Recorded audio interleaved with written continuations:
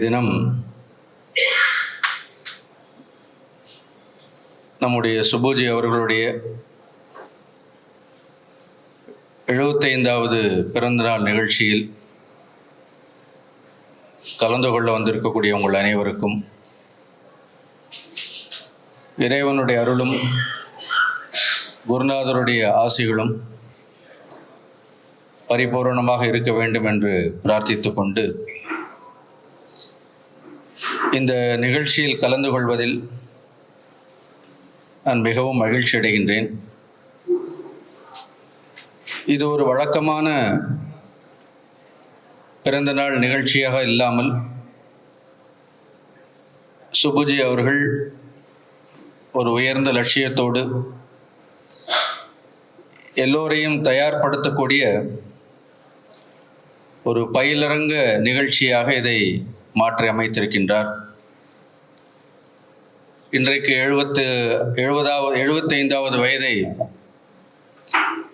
கொண்டாடி கொண்டிருக்கின்ற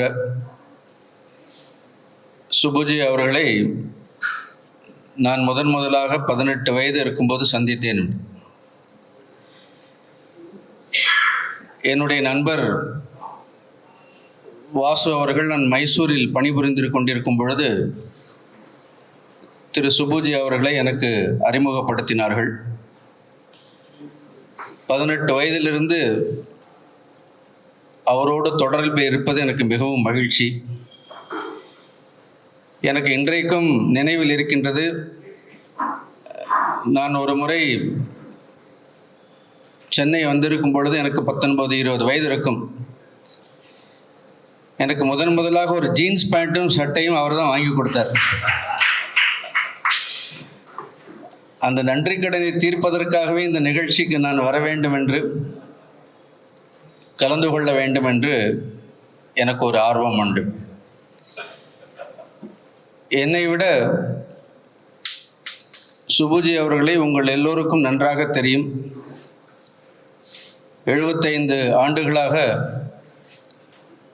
அவர் நம்முடைய சமூகத்திற்கு, ஹிந்து மதத்திற்கு அவருடைய எழுத்துக்கள் மூலமாகவும் அவர்களுடைய பேச்சின் வாயிலாகவும் மகத்தான ஒரு பணியை அவர் செய்து கொண்டிருக்கின்றார். நீங்கள் எல்லோரும் பகவத்கீதையை படித்தால் அர்ஜுனனை கண்ணன் என்னெல்லாம் செய்ய வேண்டும் என்று கட்டளையிட்டாரோ, எதெல்லாம் அர்ஜுனனுடைய கடமை என்று கிருஷ்ணர் அர்ஜுனனுக்கு உரைத்தாரோ அத்தனை கர்மயோகத்தையும் தன் வாழ்நாளில் செயல்படுத்தி காட்டியவர் திரு சுபுஜி அவர்கள். கீதையை நன்றாக படித்தவர்களுக்கு தெரியும். மானுடர்களாக பிறந்த நாம் எல்லோருக்கும்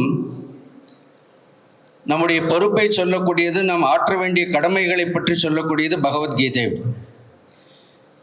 நியதம் குரு கர்மத்துவம் கர்ம ஜாயோய கர்மணக ஷரீர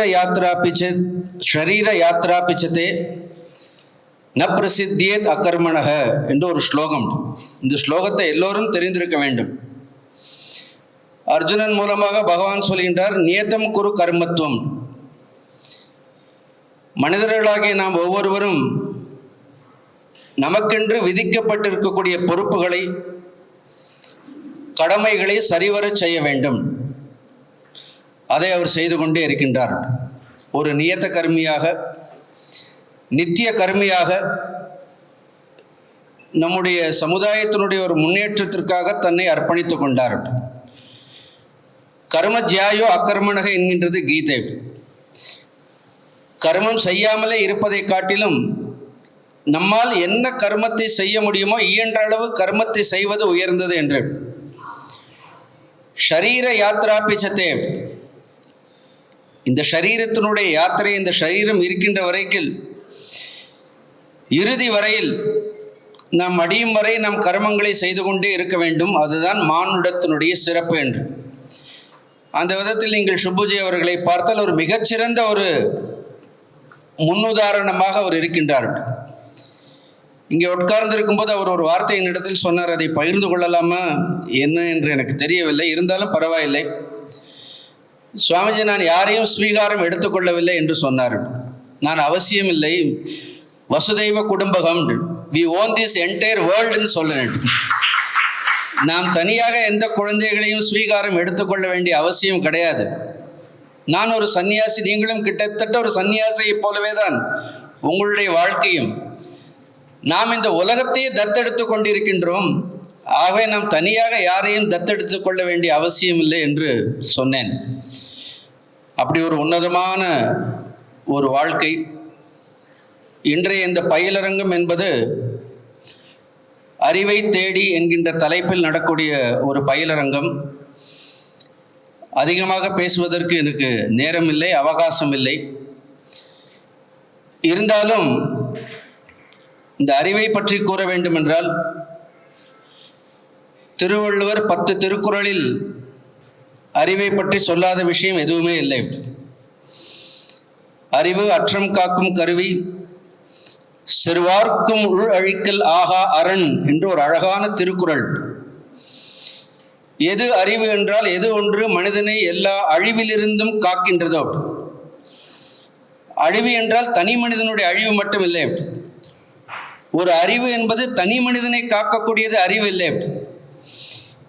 எந்த ஒரு அறிவானது ஒரு சமுதாயத்தை, ஒரு கலாச்சாரத்தை, பண்பாட்டினை, மனிதனுடைய அடிப்படை நம்பிக்கைகளுக்கு எந்த ஒரு அழிவும் வராமல் எது பாதுகாக்கின்றதோ அது அறிவு. செருவார்க்கும் உள் அழிக்கல் ஆகா என்றால், ஆகா அரண் என்றால், அப்படிப்பட்ட அறிவானது ஒரு மிகப்பெரிய ஒரு அரணாக இருந்து கொண்டு அது நம்முடைய பண்பாட்டை, கலாச்சாரத்தை, நம்முடைய நம்பிக்கைகளை பாதுகாக்கக்கூடிய ஒரு கோட்டையாக இருக்க வேண்டும். அந்த அறிவு என்பது தானாக செயல்படாது.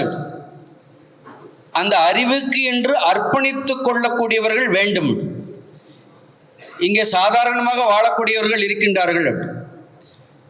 ஆனால் நம்முடைய தேசத்திற்காக, நம்முடைய பண்பாட்டிற்காக, கலாச்சாரத்திற்காக, சமயத்திற்காக, நாம் கொண்ட உன்னதமான கோட்பாடுகளுக்காக, கொள்கைகளுக்காக அர்ப்பணித்து கொள்ள வேண்டும் என்று அறிவை பயன்படுத்தி அந்த அறிவின் மூலமாக நாம் பணி செய்ய வேண்டும் என்றால், இத்தகைய பயிலரங்கங்கள் என்பது தினந்தோறும் நடைபெற வேண்டும் என்று.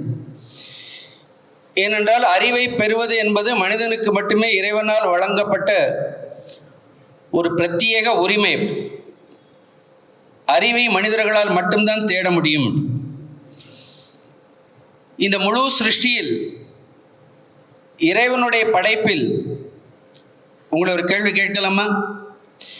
முதலில் அறிவை தேடி சென்றவர் யார்? அவர் எப்படிப்பட்ட அறிவை தேடி சென்றார்? அந்த அறிவின் விளைவாக அவர் அடைந்தது என்ன? இந்த 3 கேள்விகளுக்கு பதில் தெரிந்திருந்தால் நாம் அறிவை எப்படி தேட வேண்டும், எங்கே தேட வேண்டும், எவ்வாறு தேட வேண்டும் என்பது நமக்கு மிக தெளிவாக புலப்படும். முதல் கேள்வி நான் உங்கள் முன் வைப்பது, இந்த படைப்பில் முதலில் அறிவை தேடி சென்றவர் யார்? கேள்வி நம்பர் 1. அவர் அந்த அறிவை எவ்வாறு தேடினார்? What was the outcome of his search? What did he discover? தன்னுடைய தேடுதலின் விளைவாக அவர் கண்டறிந்தது என்ன? கேள்வி புரிகிறதா உங்களுக்கு? அறிவை தேடியவர் யார் சொல்ல முடியுமா? முதலாக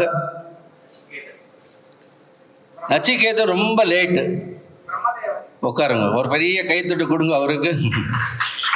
இந்த படைப்பில் முதலாக தான் படைக்கப்பட்ட உடனேயே தன்னை படைத்தது யார், தான் எதற்காக படைக்கப்பட்டிருக்கின்றோம், இப்படி ஒருவர் படைக்கப்பட்டிருந்தால் அதற்கு ஒரு நோக்கம் இருக்க வேண்டும் என்று தன்னுடைய படைப்பினுடைய நோக்கத்தை, தான் எதற்காக படைக்கப்பட்டோம், தன்னை படைத்தவர் யார், படைப்பினுடைய நோக்கம் என்கு முதலாக அறிவை தேடி சென்றவர் யார் என்றால் நம்மை படைத்த பிரம்மதேவர்.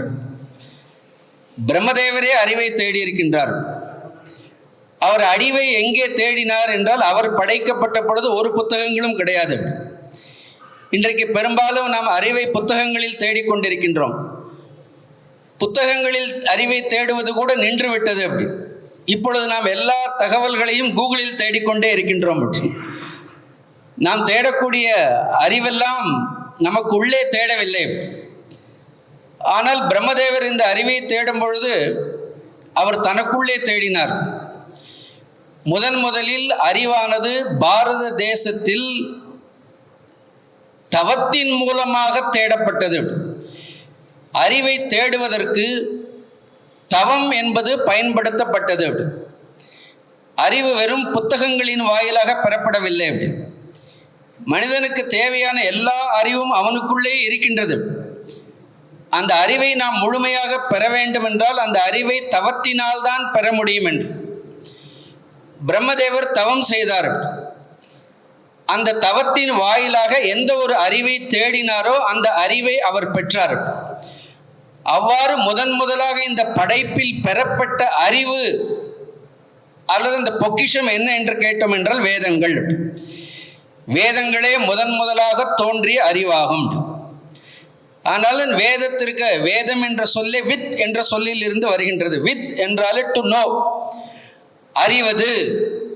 அந்த அறிவு தேடல் உள்ளவர்கள் தான் மானுடர்கள் என்று நாம் சொல்கின்றோம். பிரம்மதேவர் அப்படி ஒரு அறிவை தேடி நமக்கு அற்புதமான இந்த வேதங்களை எல்லாம் கொடுத்திருக்கின்றார்கள். இந்த வேதங்களை அவர் மகரிஷிகளுக்கு கொடுத்தார். இந்த வேதத்தினுடைய பொருளை அவர்கள் எவ்வாறு புரிந்து கொண்டார்கள் என்றால், வேதத்தை படித்து புரிந்து கொள்ளவில்லை. அந்த வேத மந்திரங்களை அவர்கள் தவம் செய்து அதனுடைய பொருளை பெற்றார்கள். வேதத்தை பெறுவதற்கே ஒருவர் தவம் செய்தார். அந்த வேதம் கொடுக்கப்பட்ட பிறகு அந்த வேதத்தில் இருக்கக்கூடிய அர்த்தங்களை புரிந்து கொள்வதற்கு மகரிஷிகள் தவம் செய்தார்கள். ஆகவே அறிவு என்பது நம்முடைய பாரத தேசத்தில் எதன் மூலமாக பெறப்பட்டது என்றால் தவத்தின் வாயிலாகத்தான் அறிவு என்று பெறப்பட்டது. அப்புறம் கொஞ்சம் காலம் மாறும் பொழுது அந்த அறிவானது அந்த தவம் உடையவர்கள் வாயிலாக பெறப்பட்டது. நீங்கள் நன்றாக கவனித்தீர்கள் என்றால் இத்தனை அறிவு தேடலில் அறிவை தேடுவதில் ஒரு ஒழுக்கம் இருந்தது. ஒழுக்கமான முறையுடன் அறிவை தேடினார்கள். அறிவை தேடுபவர்களிடத்திலும் ஒழுக்கம் இருந்தது. இந்த ரெண்டு ரொம்ப முக்கியம். அறிவை தேடுவதிலும் ஒரு ஒழுக்கம் வேண்டும். There must be a proper method to gain knowledge. அறிவை தேடுபவர்களிடத்திலும் ஒழுக்கம் இருக்க வேண்டும். அப்படி ஒரு ஒழுங்குமுறையோடு அறிவை தேடி ஒழுக்கத்துடன் அறிவை தேடினோம் என்றால் அந்த அறிவானது நமக்கு மட்டும் கிடையாது, அது ஒட்டுமொத்த பிரபஞ்சத்திற்குமே பயன்படக்கூடிய அறிவாக இருக்கும். இல்லை என்றால் அது வெறும் தகவலாக இருக்குமே தவிர, தகவல் என்பது வேறு, information is totally different, knowledge is totally different, and wisdom is completely different.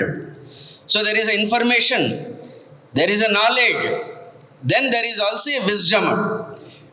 அறிவு என்பது மனிதர்களை உயர்ந்த நிலைக்கு அழைத்து செல்ல வேண்டும் என்றால் அதை தேடுபவர்களிடத்தில் ஒழுக்கம் இருக்க வேண்டும். இந்து சமுதாயத்தில் அறிவை தேடுபவர்கள் எல்லோரிடத்திலும் ஒழுக்கம் இருந்தது. இன்றைக்கு தமிழ்நாட்டில் பகுத்தறிவு என்று சொல்கின்றார்களே, அது அறிவே இல்லை. அந்த அறிவில் ஒரு ஒழுக்கமும் கிடையாது.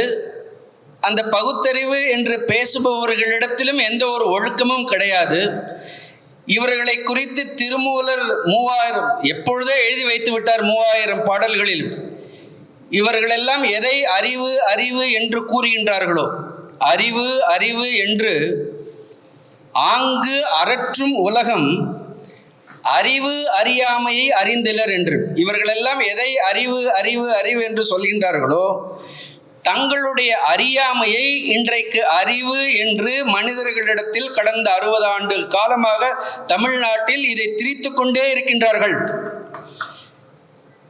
அவர்கள் திராவிட மாடல் என்றார்கள். நம்முடைய நண்பர் அதை மிழாக திராவிட மாயை என்றார். நான் இன்னும் ஒரு படி அவருடைய அனுமதியுடன் நான் சொல்வேன், அது மாயை கூட இல்லை. ஏனால் மாயை இறைவனுடைய ஆற்றல். அது திராவிட புழுகது, அது திராவிட பொய். மாயை கூட நாம் கவனமாக அந்த வார்த்தையை பயன்படுத்த வேண்டும். அது திராவிட மாயை கூட கிடையாது.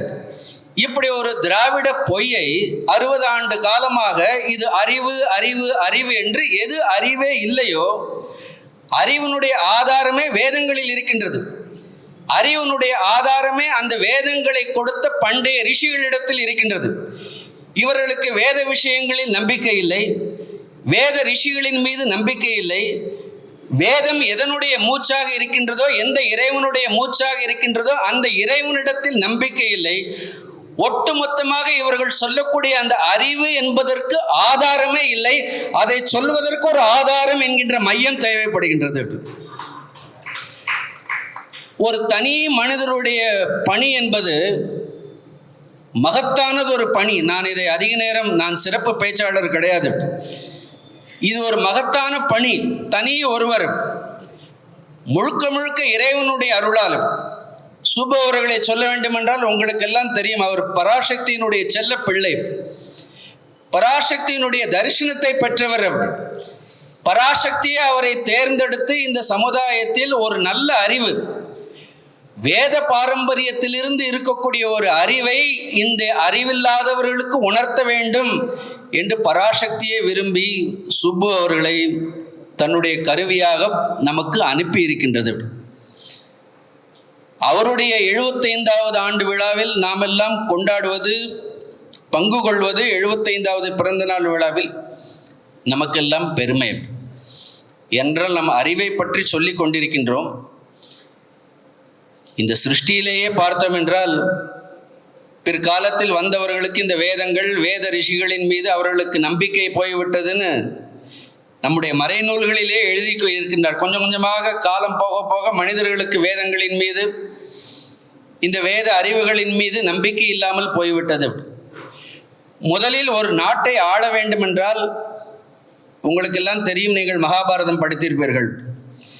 மகாபாரதத்தில் அவ்வளவு பெரிய யுத்தம், பாண்டவர்களுக்கும் கௌரவர்களுக்கும் யுத்தம் நடந்தது. அந்த யுத்தத்தினுடைய முடிவில் ராஜ்யமானது யுதிஷ்டிரரிடத்தில் பகவான் ஸ்ரீ கிருஷ்ணர் ஒப்படைக்கப்பட்டது.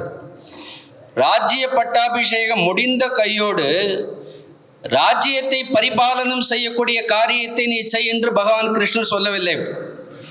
யுதிஷ்டிரரை முதலாக அந்த ராஜ்யத்தை ஆள்வதற்கு முன்பாக இந்த ராஜ்யத்தை ஆள்வதற்கான என்னென்ன தர்மங்கள் இருக்கின்றதோ, தர்ம சூக்ஷ்மங்கள் இருக்கின்றதோ, அந்த தர்மத்தையும் தர்ம சூக்ஷ்மங்களையும் தர்மத்தினுடைய கடைசி பிரதிநிதியாக இருக்கக்கூடிய பீஷ்ம பிதாமகரிடம் சென்று எல்லா தர்மங்களையும் கற்றுக்கொண்ட பிறகு நீ ராஜ்யத்தை பரிபாலனம் செய்ய வேண்டும் என்று சொன்னார்கள்.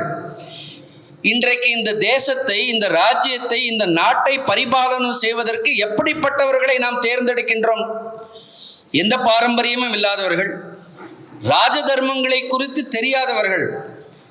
யுதிஷ்டிரர் சென்று முழு ராஜ தர்மங்களையும் கேட்டறிந்தார். நாம் ஒவ்வொருவரும் இன்றைக்கு நம்முடைய தேசத்தை எடுத்துக்கொண்டோம் என்றால் லா இஸ் தேர்.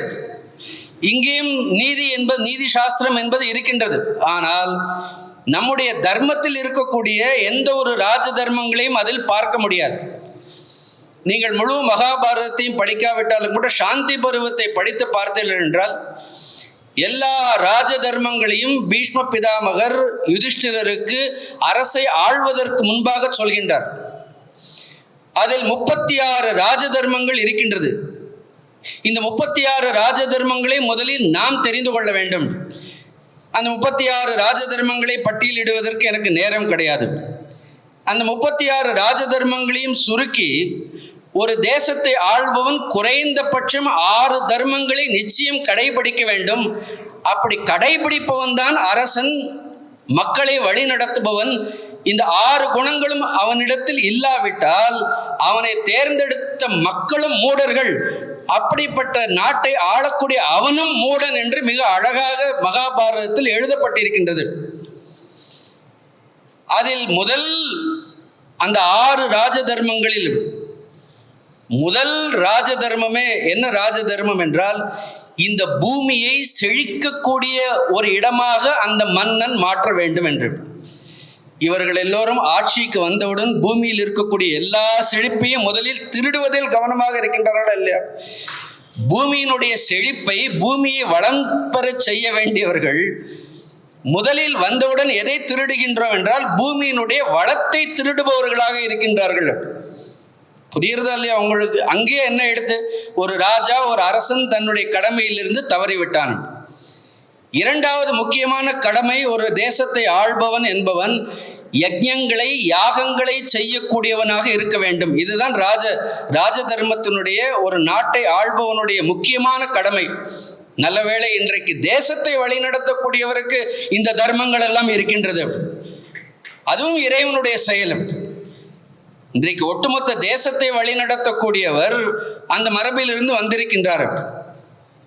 அப்படிப்பட்ட ஒரு மரபு, வேள்விகளில் யாகங்களில் அவர்கள் ஆர்வமுடையவராக இருக்க வேண்டும் என்பது இரண்டாவது ராஜ தர்மம். மூன்றாவது ராஜ தர்மம் என்பது அவர்கள் எப்பொழுதும் பிரம்மச்சரிய தீட்சை போன்றவர்களாக இருக்க வேண்டும். நாட்டை ஆள்பவர்கள் சந்நியாச தீட்சை எடுத்துக்கொள்ளக்கூடாது. சந்நியாச தீட்சை ராஜ தர்மத்திற்காக கிடையாது, அது மோட்ச தர்மத்திற்காக ஒரு சிலர் விரும்பி ஏற்றுக்கொள்வது. ஆனால் இந்த உலகம் எதில் நிலை பெற்றிருக்கின்றது என்றால் ராஜ தர்மத்தில் நிலை பெற்றிருக்கின்றது. இந்த ராஜ தர்மத்தை குறித்து எனக்கே விரிவாக புத்தகங்கள் எழுத வேண்டும் என்ற ஆர்வம் இருக்கின்றது. நான் பல புத்தகங்கள் தமிழில் மகாபாரதத்தை குறித்து நான் எழுதியிருக்கின்றேன். இது மூன்றாவது ராஜ தர்மம். அப்புறம் எல்லா உயிர்களையும் பாதுகாப்பது, பிராணிகளை பாதுகாப்பது, இப்படி போன்ற பல தர்மங்கள் சொல்லப்பட்டிருக்கின்றது. நாம் உண்மையில் அறிவை தேடுபவர்களாக இருந்தால் நம் அறிவை எங்கே தேட வேண்டும் என்றால் நம்முடைய பண்டைய நூல்களில் தேட வேண்டும். அந்த பணியைத்தான் சுப்பு அவர்கள் இத்தனை வருடங்களாக செய்து கொண்டிருக்கின்றார்கள். அவர்கள் இன்னும் நீண்ட காலம், இன்னும் நல்ல ஆரோக்கியத்துடன், நாம் எல்லோரையும் வழிநடத்தக்கூடிய அதே ஆற்றலுடன், அதே உற்சாகத்துடன் இருக்க வேண்டும் என்று இந்த 75வது பிறந்த நாளில் அவரும் அவருடைய துணைவியாருக்கும் என்னுடைய குருநாதருடைய அருளும் இறைவனுடைய அருளும் பரிபூர்ணமாக இருக்க வேண்டும் என்று பிரார்த்தித்து கொண்டு இந்த நிகழ்ச்சியில் கலந்து கொண்டு ஒரு துவக்க உரையை வழங்குவதற்கு என்னை அழைத்தமைக்கு சுப்பு அவர்களுக்கும் என்னுடைய நன்றியை கூறிக்கொள்கின்றேன். அறிவோம். நன்றி. உலக தமிழ் சொந்தங்களுக்கு வணக்கம். நான் ராஜவேல் நாகராஜன். பேசு தமிழா பேசு வலையொலியுடைய வளர்ச்சிக்கு நீங்களும் உறுதுணையாக இருக்கணும்னு நினச்சிங்கன்னா இந்த வீடியோடைய டிஸ்கிரிப்ஷனில் இருக்கக்கூடிய ரேசர் பே லிங்கை கிளிக் பண்ணுங்கள். அந்த லிங்க்கில் போயிட்டு உங்களுக்கு விருப்பமான தொகையை பேசு தமிழா பேசுவனுடைய வளர்ச்சிக்கு உங்களுடைய பங்களிப்பாக நீங்கள் கொடுக்கலாம். நன்றி, வணக்கம். ரேபிஸ் உள்ள வந்துடுச்சுன்னா, அதோட அறிகுறிகள் ஆரம்பிச்சிருச்சுன்னா அதுக்கு ட்ரீட்மெண்ட்டே கிடையாது. 100% மரணம். பாதுகாப்பு இல்லாத உடலுறவு வைக்கும் பொழுது இந்த மருக்கள் பாதிக்கப்பட்ட நபர்கிட்ட இருந்து இன்னொருத்தருக்கு ஈஸியாக பரவலாம். ஃபர்ஸ்ட் நமக்கு சுகர் இருக்கான்றதை செக் பண்ணிக்கணும். சுகர் இருக்கக்கூடிய நிறைய நபர்களுக்கும் கண்ணெரிச்சல் ஏற்படும். 2-3 பேர் at 20 டயபெட்டிஸ் வரக்கூடிய வாய்ப்பு இருக்கு. இதை ராத்திரி 8 மணிக்கு மேலே இவங்க ரெகுலராக சாப்பிட ஆரம்பிச்சாங்கன்னா, சைக்கிளிங் பண்ணுறவங்களுக்கு நான் எழுதியே தரலாம், ஹார்ட் ப்ராப்ளம் வராது அப்படின்னு. பேசு தமிழா பேசு சேனலுக்கு ஆதரவு தந்து கொண்டிருக்கக்கூடிய பார்வையாளர்களுக்கு வணக்கம். அரசியல் ஆன்மீகம்னு மட்டும் இல்லாம இப்போ ஹெல்த்லயும் நம்ம வந்தாச்சு. ஹெல்த் சம்பந்தமான பிரச்சனைகளுக்கும், ஹெல்த் டிப்ஸுக்கும், ஹெல்த் கேருக்கும், இல்ல ஹெல்த் பத்தி ஏதாவது தெரிஞ்சுக்கணும் அப்படின்னு நினைச்சீங்கன்னா ஹெல்த் குரு சேனல் கண்டிப்பா உங்களுக்கு யூஸ்ஃபுல்லா இருக்கும். பேசு தமிழா பேசு சேனலுக்கு கொடுக்கக்கூடிய இதே சப்போர்ட்டை ஹெல்த் குரு யூடியூப் சேனலுக்கும் கொடுத்து அந்த சேனலை சப்ஸ்கிரைப் பண்ணி உங்க நண்பர்களுக்கு ஷேர் பண்ணும்படி கேட்டுக்கிறோம். நம்ம ஹெல்த் குரு சேனலோட லிங்கை டிஸ்கிரிப்ஷன்ல தரோம், மறக்காம செக் பண்ணி பாருங்க.